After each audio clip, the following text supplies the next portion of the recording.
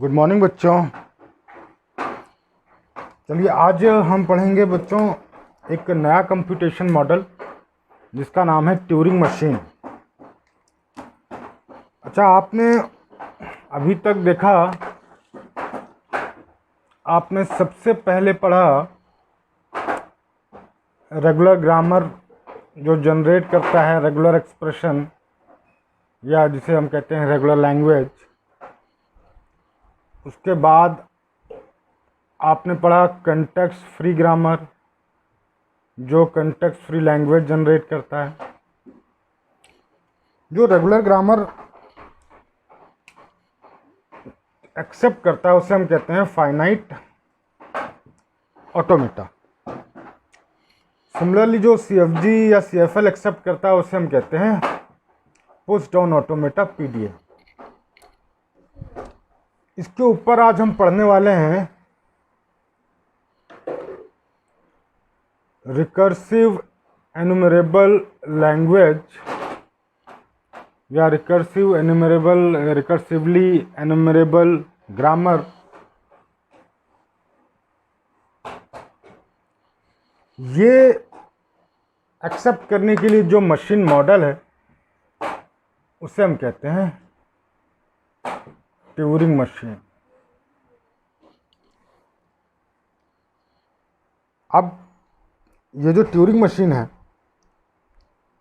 Basically this particular machine model is much more powerful then any computation machine you have read earlier in this particular subject like PD or finite automata।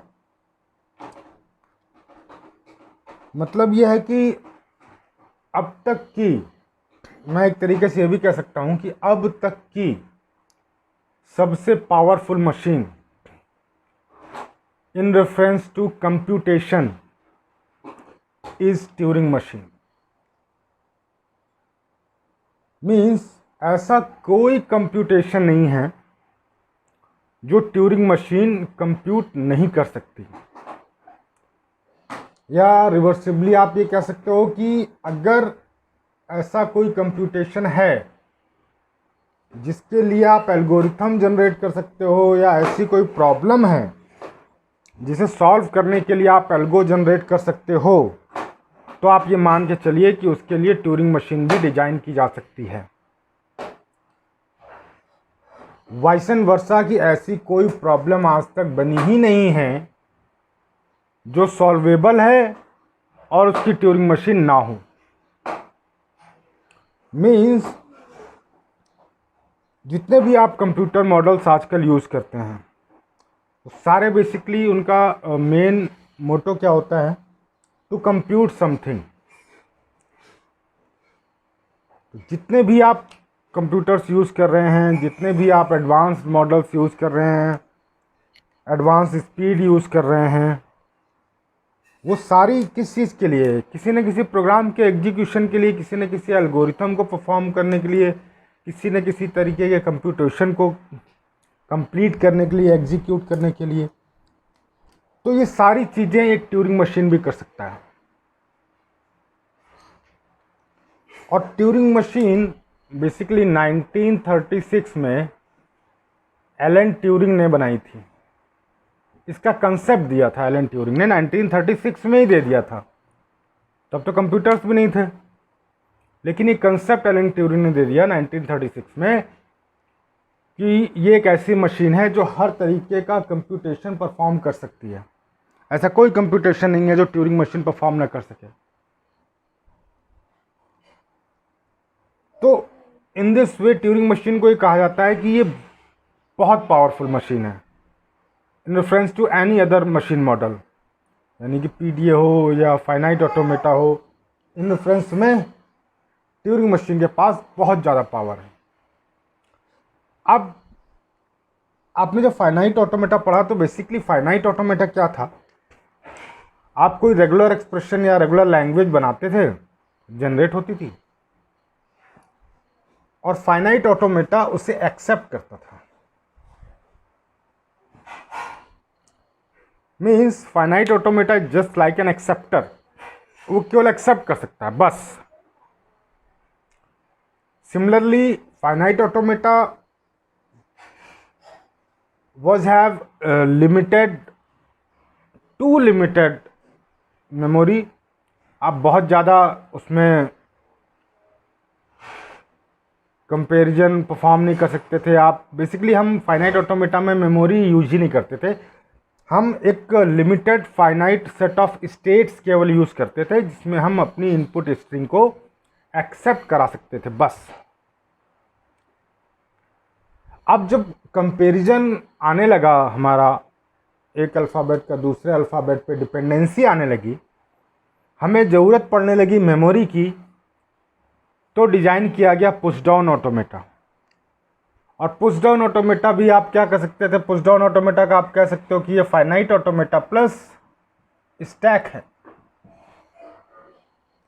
Stack आपने एक memory use की, एक data structure use किया, zero address data structure जिसे कहते हैं. तो stack की हेल्प से आप जो है कुछ कंप्यूटेशन, आगे एडवांस कंप्यूटेशन करने लगे, जिसमें आप कंपैरिजन करने लगे, मेमोरी यूज़ करने लगे. Still PDA is also N acceptor. ये भी केवल एक्सेप्ट कर रहा है. ठीक है, आप मेमोरी में स्टोर कर रहे हैं, आप मेमोरी यूनिट यूज़ कर रहे हैं, do agree, but still it is an acceptor. Finite automata और पुश डाउन ऑटोमेटा में से कोई भी जनरेटर नहीं है. ठीक है, but we can say about Turing machine it is also an generator. ये एक्सेप्टर के साथ साथ जनरेटर भी है. अब बेसिकली ट्यूरिंग मशीन का मशीन मॉडल होता कैसा है, कुछ उसके बारे में हम लोग डिस्कस करते हैं. अच्छा, पीडीए में जब भी किसी फाइनाइट कंट्रोल जो मशीन होती है हमारी, बेसिकली होता क्या है कि फाइनाइट ऑटोमेटा में क्या होता था, ये फाइनाइट कंट्रोल होता था. एक ये हमारा रीड हेडर होता था, और यहाँ पर सेल्स में हमारे इनपुट लिखे रहते थे. ये फाइनाइट ऑटोमेटा होता था, है ना. यानी कि ये फाइनाइट कंट्रोल जो मशीन है, इसमें बेसिकली क्या होता है, इसमें हमारी स्टेट्स होती हैं, है ना, स्टेट्स होती है हमारी. Q0, Q1, Q2, ये जो फाइनाइट कंट्रोल है, इसके अंदर का स्ट्रक्चर कुछ इस तरीके का होता है. स्टेट्स होती हैं हमारी. अब ये स्टेट क्या करती हैं, ये स्टेट सारी की input with the help of read header input read करती है. यहाँ पर इनपुट लिखा होता है कुछ A B C D, ये कुछ इनपुट लिखे हुए हैं. तो ये with the help of read header input read करती थी और हमें बताती थी कि ये फाइनल स्टेट पर हमारी स्ट्रिंग पहुंच रही है. अगर हम अपनी स्ट्रिंग के लास्ट सिंबल पे फाइनल स्टेट पे होते हैं, इसका मतलब कि ये particular input string is accepted by this particular finite automata, otherwise not. जब हम स्टैक यूज़ करने लगे, यानी कि हम पीडीए के फॉर्म में आ गए, तो यहाँ पर हम क्या करने लगे, ये रीड हेडर था, ये इनपुट रीड करता था, और यहाँ पर हम कुछ पुश या पॉप, ये स्टैक के ऑपरेशन परफॉर्म करने लगे मेमोरी को यूज़ करके. तो ये आपका पुश डाउन ऑटोमेटा बन गया था. अब पुश डाउन ऑटोमेटा में भी क्या होता है कि ये फाइनाइट कंट्रोल, इसके अंदर का स्ट्रक्चर ये है. तो इसमें हम क्या करते थे, हम सपोज कोई स्टेट है Q0, फाइनाइट ऑटोमेटा केस में हमें केवल इनपुट रीड करना होता था. ये इनपुट रीड किया आपने, A B C या D, कुछ इस तरीके का आपने एक स्टेट और एक इनपुट. ठीक, ये फाइनाइट ऑटोमेटा के केस में होता था. बट पुश डाउन ऑटोमेटा में आते आते हमें क्या करना पड़ा, हमें एक और सिंबल रीड करना पड़ा, जिसे हम टॉप ऑफ द स्टैक बोलते हैं. यानी कि स्टैक का टॉप सिंबल भी हमें रीड करना पड़ा. जब हम ट्रांजिशन फंक्शन लिखते थे पीडीए में, तो आपको कुछ याद होगा, इस तरीके का ट्रांजिशन होता था और एरो के बाद आप कुछ लिखते थे. ठीक है, नेक्स्ट स्टेट लिखते थे, फिर पुश ऑपरेशन हो रहा है तो कुछ और लिखते हैं, पॉप ऑपरेशन हो रहा है तो कुछ और लिखते हैं, एक्सेट्रा एक्सेट्रा. तो ये आपके ये एक तरीके का मशीन मॉडल हो जाता था फाइनाइट ऑटोमेटा और पुश डाउन ऑटोमेटा में. नाउ जब हम बात करते हैं ट्यूरिंग मशीन की, तो ट्यूरिंग मशीन में कोई भी एडिशनल डेटा स्ट्रक्चर यानी कि कोई भी एडिशनल मेमोरी हम यूज़ नहीं करते हैं। ट्यूरिंग मशीन में सिंपल एक फाइनाइट कंट्रोल होता है। इस फाइनाइट कंट्रोल का स्ट्रक्चर जैसे मैंने बताया आपको बिल्कुल वैसे ही होता है। स्टेट्स होती हैं यहाँ पर Q0, Q1, Q2, कुछ इस तरीके की स्टेट्स का इस फाइनाइट कंट्रोल मशीन में स्टेट्स होते हैं। अब ये जो इनपुट टेप होता है ट्यूरिंग मशीन में, basically it plays a vital role in the machine model of Turing machine. बहुत कुछ इंपॉर्टेंट रोल होता है इस इनपुट टेप का। इसे मैं इनपुट टेप ना करके इसे मैं सिर्फ टेप कहूंगा। ये टेप है हमारा, और अब ये टेप ही मेमोरी यूनिट का भी काम करती है। हाँ, यहां तक भी चीजें बिल्कुल सेम है कि टेप जो होता है वो सेल्स में डिवाइड होता है। हर सेल में एट ए टाइम केवल एक सिंबल ही लिखा जाएगा, ये भी बात सही है आपकी। केवल एक ही सिंबल लिखेंगे हम, यही बात सही है आपकी। एक इंपॉर्टेंट कि इसमें जो हेडर होता है, अब ये हेडर जो है वो केवल रीड हेडर ना होकर रीड ऑब्लिक राइट हेडर होता है। देखिए, आप डिफरेंस देखते जाइएगा। मतलब क्या कहा मैंने, ट्यूरिंग मशीन में एक टेप होता है, उस टेप में इनपुट लिखा होता है, बिल्कुल सही बात है। फाइनाइट कंट्रोल होता है, फाइनाइट कंट्रोल में आपके स्टेट्स होती हैं, ये भी ठीक है। जो हेडर है वो हमारा रीड हेडर ना होकर के, अभी तक हम केवल रीड हेडर पढ़ते आए हैं, ये हेडर रीड हेडर ना होकर के रीड ऑब्लिक राइट हेडर होता है। अब रीड ऑब्लिक राइट लिखा हुआ है, इसका मतलब कि इस टेप में ये जो इनपुट सिंबल लिखे हुए हैं, ये हेडर इनको रीड करने के साथ साथ इन पर कुछ राइट भी कर सकता है। Yes, this is the special capacity of Turing machine कि ट्यूरिंग मशीन अपने टेप में इनपुट रीड करने के साथ साथ उन सिंबल्स को राइट भी कर सकता है, ओवरराइट कर सकता है, अपडेट कर सकता है, मॉडिफाई कर सकता है, चेंज कर सकता है। ये कैपेसिटी एडिशनल होती है ट्यूरिंग मशीन में। पहला पॉइंट।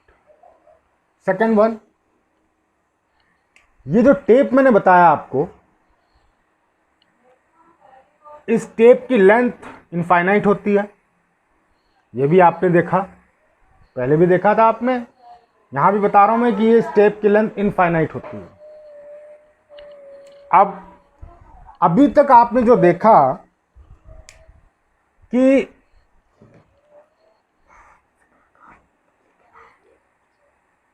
पीडीए में या फाइनाइट ऑटोमेटा में जो आप हेड मूव कराते थे, मेरी बात सुनिएगा ध्यान से, पीडीए या फाइनाइट ऑटोमेटा में आप जो हेड मूव कराते हैं वो always left to right move कराते हैं। ठीक, सपोज अभी मैं ट्यूरिंग मशीन की बात नहीं करता हूं, मैं पीडीए और उसकी बात करता हूं, फाइनाइट ऑटोमेटा की। आपके हेडर ने सपोज अगर बी रीड कर लिया, तो now it will move towards right and it will read now input C, and after reading input C it will move further in the right direction and it will read D. These practice have been done earlier in the case of finite automata and push down automata, but in the case of Turing machine this particular read write head is totally free to move in either direction, means it can move to the left, it can move to the right. अभी तक आपने पढ़ा कि अगर आपका tape में input symbols हैं तो आपका जो रीड हेडर था वो क्या कर रहा था, आपका इनपुट सिंबल रीड कर रहा था और उसके बाद राइट डायरेक्शन में वन सेल मूव करता है नेक्स्ट इनपुट रीड करने के लिए, in the case of finite and push down automata. But in the case of Turing machine, ये जो आपका रीड ऑब्लिक राइट हेडर है, ये रीड ऑब्लिक राइट हेडर, एक चीज तो ये बताइए कि ये रीड ऑब्लिक राइट हेडर है, मीन्स कि ये आपका इनपुट सिंबल अगर रीड कर रहा है तो उसे राइट भी कर सकता है, अपडेट कर सकता है, मॉडिफाई कर सकता है, चेंज कर सकता है। एडिशनल पॉइंट टेप का क्या है कि ये जो रीड और राइट हेडर है, ये राइट डायरेक्शन के साथ साथ लेफ्ट डायरेक्शन में भी मूव कर सकता है। मीन्स अगर ये करंट में इनपुट बी रीड कर रहा है तो ये बी रीड करते ही इसको कुछ ना कुछ मॉडिफाई करेगा, मॉडिफाई करने के बाद वो ए की तरफ भी मूव कर सकता है और सी की तरफ भी मूव कर सकता है। ये फ्रीडम है रीड राइट हेडर को, ये ट्यूरिंग मशीन की स्पेशलिटी है। ये भी इंपॉर्टेंट पॉइंट था इसका। प्लस ये जो आपका इनपुट टेप इनफाइनाइट लेंथ का इनपुट टेप है, देखिए बहुत सारी बुक्स में क्या होता है कि इनपुट टेप इनफाइनाइट है, दैट्स इट। बहुत सारी बुक्स में आपको दिखाया जाएगा कि ये टू वे इनफाइनाइट है। कई राइटर्स लिखते हैं कि ये लेफ्ट मोस्ट पोजीशन इसका फिक्स है, ये इसका लेफ्ट मोस्ट पोजीशन और राइट हैंड साइड पर ये इनफाइनाइट है। कोई दिक्कत नहीं है, हमें कोई प्रॉब्लम नहीं है। हमारा मेन मोटो है कि हमारा जो इनपुट टेप है, वो जो टेप है वो हमारा इनफाइनाइट है। कितने भी सिंबल आप इस पे लिख सकते हो, कुछ भी रीड कर सकते हो, कुछ भी राइट कर सकते हो। नेक्स्ट पॉइंट, इनिशियली जो आपका इनपुट टेप है, before writing any input in its basically cell, ये आपको मालूम है कि आपका जो सेल है वो डिवाइड होता है। सॉरी, ये जो आपका टेप है ये सेल्स में डिवाइड होता है। इनिशियली आपके इन सारी सेल्स में एक स्पेशल सिंबल लिखा हुआ होता है, एक स्पेशल सिंबल होता है जिसे हम कहते हैं ब्लैंक। और वो ब्लैंक कई बुक्स में आपको कैपिटल बी मिल जाएगा, कई बुक्स में इस तरीके का एक स्पेशल सिंबल मिल जाएगा। तो ये दोनों अगर आपको मिलते हैं कहीं लिखे हुए तो आप ये समझ लीजिए कि ये ब्लैंक सिंबल है। और इनिशियली ये इनपुट यानी कि टेप की हर सेल में लिखा होगा। कहने का मतलब क्या है कि सपोज आपके पास कोई इनपुट आपने दे दिया, इसको आपने इनपुट दे दिया A B C and D, मतलब कि ठीक है आपने इनपुट दे दिया A B C and D, तो जो बाकी की एम्प्टी सेल्स हैं उन एम्प्टी सेल्स में ये स्पेशल सिंबल होगा ही होगा। मतलब कहने का है कि आपके इनपुट टेप में जितने सेल्स में आपका इनपुट लिखा है, ठीक है वो तो लिखा ही हुआ है, बट जहाँ पर कोई इनपुट सिंबल नहीं लिखा है वहाँ पर हर सेल में आपके पास एक स्पेशल सिंबल, जिसे मैं ब्लैंक सिंबल कहता हूँ, या तो आपका इस तरीके का सिंबल मिल जाएगा या आपका कैपिटल बी जिसे ब्लैंक सिंबल कहते हैं वो ब्लैंक सिंबल मिल जाएगा। सपोज ये ट्रिपल ए इनपुट है तो बाकी जो सेल एम्प्टी हैं वहाँ पर क्या लिखा होगा बच्चों, वहाँ पर लिखा होगा कैपिटल बी या इस तरीके का कोई सिंबल बना होगा। और कहाँ तक, इनफाइनाइट तक। एक और पॉइंट है, ये जो आपका रीड और राइट हेडर है, ये रीड राइट हेडर, ये बताया मैंने आपको कि सेल वाइज रीड करेगा इनपुट्स को और उसे राइट भी करेगा। मैंडेटरी है, ये प्रोसेस मैंडेटरी है। अगर आपका रीड राइट हेडर टेप में कोई सिंबल रीड कर रहा है तो वो उसके बाद मूव करेगा। मूव वो दोनों डायरेक्शन में कर सकता है, आइदर इन लेफ्ट और इन राइट, ये भी आपको मालूम है। मूव करने से पहले जिस सिंबल को उसने टेप में रीड किया है उसे मॉडिफाई करना भी मैंडेटरी है, कंपल्सरी है। दूसरी चीज। तीसरी चीज कि एट ए टाइम आपका जो रीड राइट हेडर है वो जब मूव करेगा आइदर इन लेफ्ट और इन राइट, वो एट ए टाइम एक सेल ही मूव करेगा। मतलब अगर आपने ये ए इनपुट रीड किया तो या तो इस ब्लैंक सिंबल पर आएगा या इस ए पर जाएगा। ऐसा नहीं है कि दो सेल जंप करके वो आगे चला जाएगा, एट ए टाइम एक सेल ही वो मूव करेगा।